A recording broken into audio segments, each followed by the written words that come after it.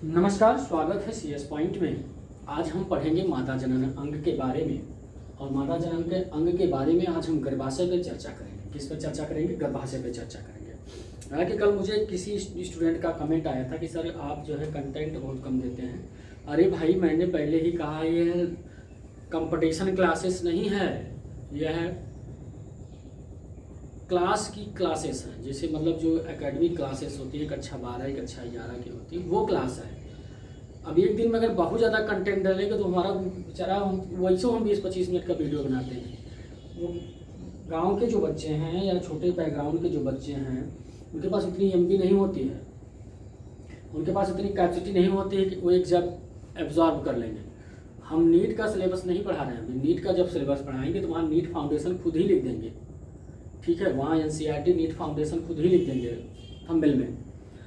अभी हम class video पढ़ा रहे हैं, जो क्लास में क्लास चलती है हम टीचरों की, उसी प्रकार से यहाँ पढ़ाने का प्रयास करें। देखिए, अन्य टीचरों की तरह देखिए पूरा बोर्ड फाड़ के नहीं पढ़ाते हैं, लिख लिख करके हम पढ़ाते हैं। फिगर पहले बना लेते हैं क्योंकि टाइम बचे आपका, उसके बाद ही मैं लिख लिख करके पढ़ाता हूँ। अन्य शिक्षकों की नहीं, मैं यहाँ पे ये चीज़ लिख दूँ, ये चीज़ लिख दूँ, ये चीज़ लिख दूँ, उसके बाद में 5 मिनट डिटेल में बोल के रख दूँ। ऐसा नहीं है बेटा। आपका जो समस्या है कमेंट में आप बताइए, हम उसको दूर करेंगे। लेकिन ये चीज़ें एक साथ कहिए सब कुछ मिल जाए तो नहीं मिलेगा। आप देखेंगे अन्य शिक्षकों से बेहतर मैंने कंटेंट देने का प्रयास किया है, ठीक है। आज हम शुरू करेंगे मादा जनन अंग में जो गर्भाशय की संरचना होती है। गर्भाशय को हम वोम, यूट्रस, हेस्टेरा के नाम से जानते हैं। हेस्टेरिया एक ग्रीक वर्ड है जिसका नाम होता है यूटेरस, ठीक है। आज हम गर्भाशय के बारे में पढ़ेंगे, गर्भाशय की दीवार के बारे में, गर्भाशय की संरचना के बारे में। और आप इन सभी लगभग नामों जैसे ओवरी हो गया, फैलोपियन नलिका हो गई, फैलोपियन ट्यूब, फंडस, ये इंडोमेट्रियम, मायोमेट्रियम, पेरीमेट्रियम, इन सब के बारे में आपने आज पढ़ा और आज इसके बारे में आप पढ़ेंगे, ठीक है। इसके जब हम इसकी संरचना के बारे में पढ़ते हैं, इसकी संरचना में देखते हैं सबसे पहले सबसे ऊपर जो है ऊपर वाला भाग होता है, इसे फंडस कहते हैं। इसके बीच की जो कैविटी होती है इसे बॉडी ऑफ यूटेरस कहते हैं। इसके बाल में यह 3 कलर की, एक मूद कलर की, एक रेड कलर की और एक ग्रीन कलर की दीवारें हैं। इसे गर्भाशय की दीवार कहा जाता है या गर्भाशय वाल कहा जाता है। उसके बाद हम इसमें देखेंगे नीचे वाले भाग में सर्विक्स होता है जिसे इसका ग्रीवा कहा जाता है, गर्भाशय ग्रीवा कहा जाता है। उसके बाद वॉल ऑफ यूटेरस, ये आपके लिए सबसे इम्पॉर्टेंट है, ये आपके लिए सबसे इम्पॉर्टेंट है। और इसमें इसके बारे में आपने पढ़ा है, यहाँ पर मेसोमेरियम है, ये लिगामेंट है, इसकी फिम्बरी है, यहाँ पर स्टमस है, यहाँ पर जो है आप पढ़े होंगे एक अंडाणु और शुक्राणु का मिलन होता है। ये सारी चीज़ें हम पढ़ चुके हैं। आज हम गर्भाशय के बारे में पढ़ेंगे। गर्भाशय के बारे में क्या पढ़ेंगे? तो सबसे पहले हम गर्भाशय की संरचना के बारे में देखते हैं। तो गर्भाशय की संरचना में हम फंडस को देखते हैं। क्या देखते हैं? फंडस को देखते हैं। हिंदी नाम इंग्लिश नाम से है फंडस। फंडस के बारे में देखते हैं, फंडस क्या है। उसके बाद फिर हम बॉडी ऑफ यूटेरस के बारे में देखते हैं। उसके बाद वॉल ऑफ यूटेरस के बारे में देखते हैं, वॉल ऑफ यूटेरस के बारे में देखते हैं। और उसके बाद सर्विक्स ऑफ यूटेरस के बारे में देखते हैं, सर्विक्स ऑफ यूटेरस के बारे में देखते हैं। यही 4 चीज़ें हम इसमें पढ़ते हैं, ठीक है। ये 4 चीज़ें हम इसमें पढ़ते हैं और इन्हीं 4 चीज़ें के बारे में हम डिटेल में अध्ययन करते हैं, ठीक है। इन 4 चीज़ों का जो अध्ययन है इसके बारे में कहा जाता है कि जो ये 4 चीज़ें ही मिलकर के गर्भाशय का निर्माण करते हैं। ये 4 चीज़ें मिलकर ही गर्भाशय का निर्माण करते हैं। और आप देखेंगे कि फंडस जो ये सबसे ऊपर गर्भाशय के सबसे ऊपर वाला भाग होता है, इसे फंडस कहा जाता है। गर्भाशय के सबसे ऊपर वाले भाग को फंडस कहा जाता है। फंडस जहां दोनों अंडाणु नलिका आकर के मिलती हैं, जहां पर दोनों अंडाणु नलिका आकर के मिलती हैं, उसे क्या, वह वाला भाग फंडस कहलाता है। भ्रूण निर्माण के बाद जो भ्रूण बनता है वह सबसे पहले यहीं पर अंत्यारोपण होता है। भ्रूण निर्माण के बाद भ्रूण जो सबसे पहले बनता है, सबसे पहले यहीं पर अंत्यारोपण होता है। क्लियर हुआ? सबसे पहले यहीं पर उसका अंत्यारोपण होता है। इतनी चीज़ें क्लियर हुई कि नहीं क्लियर हुई? अब हम देखते हैं ये जो बॉडी ऑफ, ये जो पूरा खाली होता है, सबसे बड़ा भाग गर्भाशय का सबसे बड़ा जो भाग होता है उसे गर्भाशय कैनाल कहा जाता है या गर्भाशय ग्रीवा कहा जाता है। ठीक है, यह सबसे जो ये पूरा सादा वाला जो भाग है यही को गर्भाशय ग्रीवा कहा जाता है, गर्भाशय कहा जाता है, गर्भाशय कहा जाता है। अब गर्भाशय की तीन कलर की जो परत बनी हुई, ये गर्भाशय की परत है। Endometrium, myometrium, perimetrium. Endometrium, myometrium, perimetrium. रजोधर्म के दौरान इन्हीं में से प्रश्न को पूछता है, रजोधर्म में कौन सी परत टूटती है। जब हम MC साइकिल पढ़ाएंगे मादा में, उसको बढ़िया से बताएंगे। यही परत टूट जाती है, ये दोनों परत डैमेज होती हैं, जो जाकर के ब्लड के माध्यम से, वेजाइना के माध्यम से बाहर निकल जाती है। ठीक है, प्लांटेशन। उसके बाद ये होता है वेजाइनल कैनाल, ये सर्विक्स कैनाल होता है, मतलब यह ग्रीवा नाल होती है। यह क्या होती है, वेजाइना से लेकर के बॉडी, यूट्रस बॉडी तक खड़ी रहती है। यह क्या होता है, वास्तव में एक प्रकार का शुक्राणु को रास्ता प्रदान करता है, एक प्रकार से शुक्राणु को रास्ता प्रदान करता है। ठीक है, और उसके बाद नीचे है वेजाइना, ये ओपेनियल पार्ट होता है, ओपेनियल पार्ट होता है गर्भाशय का। ठीक है, उसके बाद आपने है इंटरनल ओरिफाइस और एक होता है एक्सटर्नल ओरिफाइस। अब ये क्या होता है, यह जो ऊपर की तरफ जो गर्भाशय की तरफ जो छिद्र होता है, इसमें दो प्रकार के छिद्र पाए जाते हैं। एक बाहरी छिद्र होता है जो वेजाइनल की तरफ होता है, और एक अंदर की तरफ छिद्र होता है जो यूट्रस की तरफ होता है। ठीक है, ये क्या होता है, स्पर्म को या अन्य किसी पदार्थों को गर्भाशय में एक जाने के लिए रास्ता प्रोवाइड कराता है, गर्भाशय में जाने के लिए रास्ता प्रोवाइड कराता है या रास्ता बनाता है। ठीक है, डायरेक्ट कोई चीज़ अंदर नहीं जा सकती है, यह एक सेंसिटिव पार्ट होता है। ठीक है, यह कुछ समय बाद ही खुलता है या एक परिस्थिति, एक फेवरेबल कंडीशन आने पर ही ये खुलता है। कभी कभी क्या होता है कि कहते हैं बच्चेदानी का मुंह नहीं खुला है, बच्चेदानी का मुंह नहीं खुला है, तो यही वो चीज़ें हैं जो चेक करके डॉक्टर बताता है कि बच्चेदानी का मुंह नहीं खुला है। ठीक है, इतनी चीज़ें हमें लगता है समझ में आ गया। हेडिंग डाल के लिखेंगे गर्भाशय, गर्भाशय। अच्छा, फंडस के बारे में हमने बता दिया, बॉडी ऑफ यूट्रस के बारे में बताओ, वॉल ऑफ यूट्रस के बारे में, सर्विस ऑफ यूट्रस के बारे में, इसे बता दिया। चाहे तो आप हेडिंग डाल के लिखेंगे, चाहे आप जो है वैसे लिखेंगे। अच्छा, लिखिए गर्भाशय। गर्भाशय मादा जनन में सबसे महत्वपूर्ण अंग होता है। गर्भाशय मादा जनन में सबसे महत्वपूर्ण अंग होता है।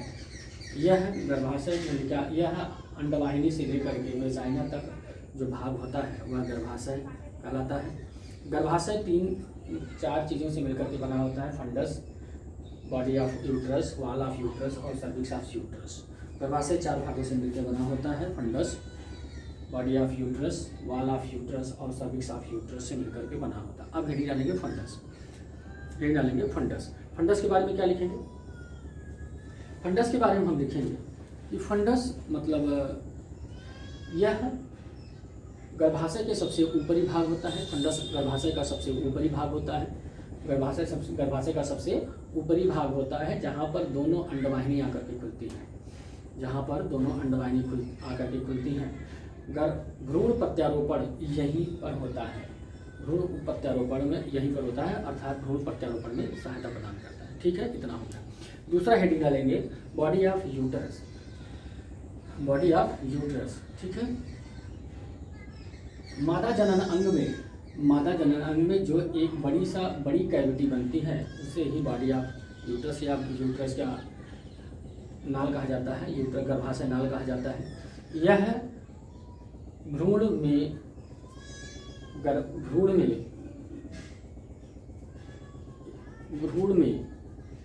प्लांटेशन में, भ्रूण के प्लांटेशन में और उसके विकास में बहुत महत्वपूर्ण भूमिका अदा करता है। ठीक है, यह एक प्रकार का मान चलिए कि आवास प्रदान करता है भ्रूण को रुकने का। ठीक है, इसके बाद आप लिखेंगे यह बॉडी में जो होता है, गर्भाशय की जो बॉडी होती है वह वेजाइना से लेकर के फंडस तक फैला होता है, वेजाइना से लेकर के फंडस तक फैला होता है। उसके बाद लिखेंगे cervix, body of uterus. Body of uterus 3 प्रकार की दीवारों से मिलकर के बना होता है, perimetrium, myometrium, endometrium. Perimetrium, myometrium और इंडोमेट्रियम। पेरीमेट्रियम सबसे बाहरी दीवार होती है, मायोमेट्रियम मध्य दीवार होती है, इंडोमेट्रियम गर्भाशय से सटी हुई दीवार होती है, यह एक ग्रेनुलर होती है, यह एक ग्रेनुलर होती है। ठीक है, आगे लिखेंगे सर। ठीक, अब लिखेंगे अब बस इसके इंडोमेट्रियम, मायोमेट्रियम, पेरीमेट्रियम आप लिख बस इतना ही जानते रहिए। उसके बाद हम जब वहाँ एमसी साइकिल पढ़ाएंगे तो वहाँ इनकी चर्चा फिर से करेंगे, कौन मोटी होती है, कौन पतली होती है, कौन अंदर की तरफ आ जाती है, कौन बाहर की तरफ आ जाती है, ये चर्चा हम वहाँ करेंगे। बस आप इतना जानते रहिए। ठीक है, उसके बाद आप लिखेंगे cervix of uterus. Cervix of uterus यह एक प्रकार का नालिकावत संरचना होती है जो स्पर्म को रास्ता प्रदान करती है, जो स्पर्म को रास्ता प्रदान करती है। इसके दोनों सिरों पर विशेष प्रकार के छिद्र पाए जाते हैं जिसे इंटरनल ओरिफाइस और एक्सटर्नल ओरिफाई कहते हैं। ठीक है, यह स्पर्म को रास्ता प्रदान करता है। ठीक है, उसके बाद जो है ये सारी चीज़ें हुई। यहीं पर हम वेजाइना को अगर पढ़ लेते हैं तो हमें लगता है ज़्यादा दिक्कत नहीं होगा, क्योंकि बार बार में फिर फिगर बनाना पड़ेगा। तो हेडिंग डालेंगे वेजाइना, नया हेडिंग क्या डालेंगे, वेजाइना, नया हेडिंग क्या डालेंगे, वेजाइना। ठीक है, वेजाइना माने होता है योनि। ठीक है, इसके बारे में थोड़ा सा हम पढ़ लेते हैं, बस ज़्यादा नहीं पढ़ेंगे। यहाँ इसे वेजाइना माने होता है योनि। ये जो नीचे वाला भाग है, इतना वाला जो भाग होता है, ये क्या होता है, वेजाइना या योनि कहलाता है। यह एक्सटर्नल पार्ट ऑफ जेनिटेलिया होता है इन फीमेल में। एक्सटर्नल पार्ट होता है, यह बाह्य भाग होता है। यह मादा में जनन का सबसे बाहरी भाग होता है। यह एक प्रकार का प्रजनन मार्ग होता है। यह एक प्रकार का प्रजनन मार्ग होता है। ठीक है, प्रजनन मार्ग या रजोधर्म मार्ग, प्रजनन मार्ग, रजोधर्म मार्ग, स्पर्म मार्ग। ठीक है, इन सब प्रकार के इसे नाम से भी जाना जाता है। यह सबसे बाहरी भाग होता है। इसका पीएच मान 3 यह क्वेश्चन पूछा गया है, 3.4 से लेकर के 4.5 तक होता है। इसका पीएच मान 3.4 से लेकर के 4.5 तक होता है। ठीक है, इतना लगभग इसका पीएच मान होता है। इसको 5 मान सकते हैं, जरूरी नहीं कि 4 ही लिखेंगे, 5 मान सकते हैं। ठीक है, इतना होता है। यह सबसे बाहरी भाग होता है। यह सबसे बाहरी भाग होता है जो स्पर्म को धारण करता है। स्पर्म को धारण करता है, इसको धारण करता है, स्पर्म का धारण करता है। इसे हम क्या कहते हैं, प्रजनन नलिका कहते हैं, रजोधर्म नलिका कहते हैं। ठीक है, प्रजनन नलिका या प्रसव मार्ग के नाम से जानते हैं। प्रसव मार्ग, प्रजनन नलिका या रजोधर्म नलिका कहता है। और स्पर्म, यह स्पर्म को धारण करता है, मतलब मानव का जो स्पर्म होता है यहीं पर रुकता है, या यहाँ पर यहीं पर मानव स्पर्म को छोड़ देता है, जो धीरे धीरे एक्सटर्नल ओरिफाई से अंदर पहुँच जाता है। ठीक है, तो वेजाइना के बारे में लिखेंगे डाल करके। यह मादा में सबसे बाहरी जनन अंग होता है। यह मादा में सबसे बाहरी जनन अंग होता है। यह मादा में सबसे बाहरी जनन अंग होता है जो रजोमार्ग, प्रसव मार्ग, ठीक है, या प्रजनन नलिका के नाम से जाना जाता है। यह स्पर्म को धारण करता है, अर्थात सबसे पहले स्पर्म यहीं पर पहुंचता है, स्पर्म धारण करता है। यह अम्लीय माध्यम का होता है जिसका पीएच मान 3.5 से लेकर के 4.5 तक होता है। यह अम्लीय माध्यम होता है जिसका पीएच मान 3.4 से लेकर के 3.5 तक होता है। इसमें लैक्टोबैसिलस एसिडोफिलस बैक्टीरिया पाया जाता है। लैक्टोबैसिलस एसिडोफिलस बैक्टीरिया पाया जाता है। लैक्टोबैसिलस एसिडोफिलस बैक्टीरिया पाया जाता है। एकदम क्लियर। ठीक है, जब जांच होती है तो यही बैक्टीरिया निकलता है। ठीक है, बस ज़्यादा कुछ इसमें नहीं है, बस इतना ही है। यह सबसे बाहरी अंग होता है। ठीक है, मेन सेक्सुअली पार्ट होता है। यह वेजाइनल मेन सेक्सुअली पार्ट, मतलब सेक्सुअली के दौरान यहीं पर मीटिंग होती है नर और मादा की। संभवतः यहीं पर वेजाइनल कंडीशन तक ही मीटिंग का प्रोसेस कंप्लीट होती है। उसके बाद फिर इधर तो जननांगीय भाग शुरू हो जाते हैं ना, ये जनन के जो है यहाँ पर स्पर्म यहीं पे छूटने के बाद धीरे धीरे यहाँ ट्रेवल करता है, धीरे धीरे यहाँ पहुँचता है। ये वेजाइनल पार्ट जो रहता है सबसे बाहरी भाग होता है। ठीक है, उसके बाद वेजाइना के बाहर जो हम पढ़ते हैं 3-4 प्रकार के लेयर के बारे में पढ़ते हैं, लीविया मेजोरा, लीविया माइनोरा। तो वेजाइना एक दिन अलग से हम फिगर बना करके फिर से अलग से पढ़ाएंगे। ठीक है, लेकिन इसको आप यहीं पर वेजाइना के जो मेन पार्ट है इसको यहाँ पढ़ेंगे। ठीक है, थैंक यू। वीडियो अगर पसंद आए तो लाइक करिएगा, सब्सक्राइब करिएगा और दोस्तों में भेजने का प्रयास करिएगा। यह एक क्लास वीडियो है, ना कि कंपटीशन वीडियो है। जैसे मैं अपने क्लास में पढ़ाता हूँ, जब मैं क्लास में जाता हूँ पढ़ाने के लिए विद्यालय में, उस प्रकार से ही मैं पढ़ाता हूँ जैसे यहाँ मैंने पढ़ाया है। ठीक है, आप ये मत समझिए कि हमने कंपटीशन के सारे विषय इसमें अपलोड कर दिए हैं। कंपटीशन पे जब पढ़ाऊँगा तो मादा जनन एक ही दिन में पढ़ा दूँगा, सारे जितने भी उसमें कंटेंट होंगे सब उसको ऐड कर दूँगा। ठीक है, थैंक यू।